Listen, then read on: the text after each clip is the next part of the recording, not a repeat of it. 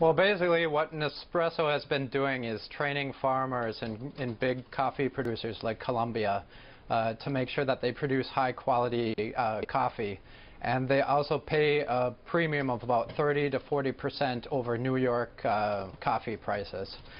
And they set this up about 10 years ago, and they call it their AAA sustainability program. But yesterday they created this new board with personalities like George Clooney, and the head of Fair Trade International, the head of Rainforest Alliance, and they announced that they'll be expanding this into Africa, entering Ethiopia and Kenya. Yeah, so is this really about altruism, or is it just clever marketing? Well, obviously it depends who you ask. Skeptics will say that it's marketing, and that look at the price of Nespresso. The capsules cost about 3 times as much as normal coffee. So obviously they have margin to spend more and pay the farmers more. If you talk to the company, they're pretty forthright in saying that they're trying to do something good, but one of the goals is to increase sales. And we asked the question to George Clooney yesterday, and he said that basically he thinks that Nestle doesn't get enough credit for what it's doing, and that it's smart business.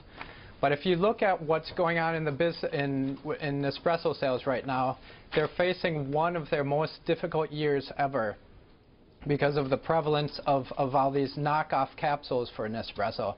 There's about 50 different types of knockoffs on the market right now, and the company hasn't been able to stop that through patent lawsuits yet. So one way that they can get a competitive... Yeah? No, Tom, I was just going to ask you, what does George Clooney bring to the table? Obviously, publicity. If he had not been at the press conference yesterday, I don't know if the room would have been as packed. Obviously, Nespresso and Clooney have a relationship that has gone on for years. While Americans might not realize it because the ads aren't shown in the U.S., most people in Europe will make an association between Clooney and Nespresso.